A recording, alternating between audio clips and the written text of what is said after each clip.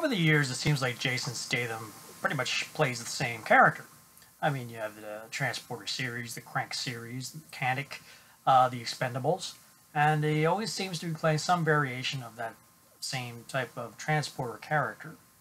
Now, with Mechanic Resurrection, this is a sequel to a remake of The Mechanic, the 1972 film starring Charles Bronson, and the remake starred Jason Statham, which came out in 2011. Now, in that film, a hitman by the name of Arthur Bishop takes a new guy under his wing and he tries to show him the ropes. And in the end, well, at least in the original, not the original, I'm sorry, the remake. In the remake, Bishop ventures off and disappears. And now Mechanic Resurrection picks up years later as we find out what exactly has Bishop been doing all this time away. He is basically forced into taking on this job of assassinating three figures, and he must do so before he loses this woman that he's saved, played by Jessica Alba.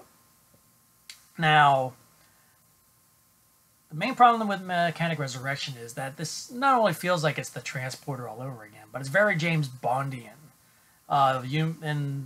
You never get the sense that Bishop is this level of an operative hitman who basically knows everything and anything about whatever, just like James Bond did.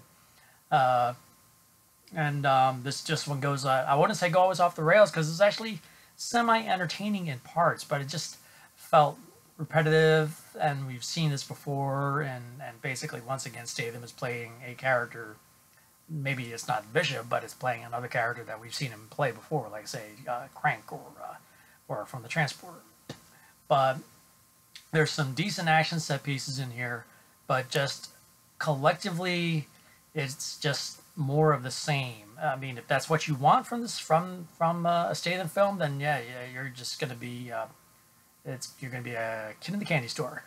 But as for me, it just got a bit tedious here and there, and there are moments of action brilliance that I really enjoyed, like in particular, a high-rise assassination attempt that came out that turned out pretty effective, and was I liked how it laid out and what happened. But it's just again, it gets kind of James Bondian, and to the point where literally he has to infiltrate a secret lair. Oddly enough, that lair is occupied by one Tommy Lee Jones, and it's a mildly diverting action movie, but other than that, there's really it's nothing special. I would have to give Mechanic Resurrection 2.5 stars out of 5. 2.5 stars out of 5. It's too much been there, done that, and has some solid set pieces, but it's just overall, it's just the same. It's Statham going through the motions, and just serving up the action set pieces, and running and gunning and shooting and breaking and killing guys left and right. So, like I said, if that's the kind of action you want from a Statham set piece or a action movie, then have at it. But as for me, I was hoping for something a little more refined, like the original Mechanic. The remake kind of went that way, but definitely felt contemporized and influenced by 21st century action thinking. So, Mechanic Resurrection, 2.5 stars out of 5. If you like this review, hit that like button below. Have you seen Mechanic Resurrection? Were you looking forward to the sequel? Have you seen the previous film with Statham, or have you seen the Bronson original from '72? Please comment below and let me know. And if you haven't already subscribed to my channel, please do, so you can stay on top of my reviews as they come in. So until next time, we'll see you at the movies.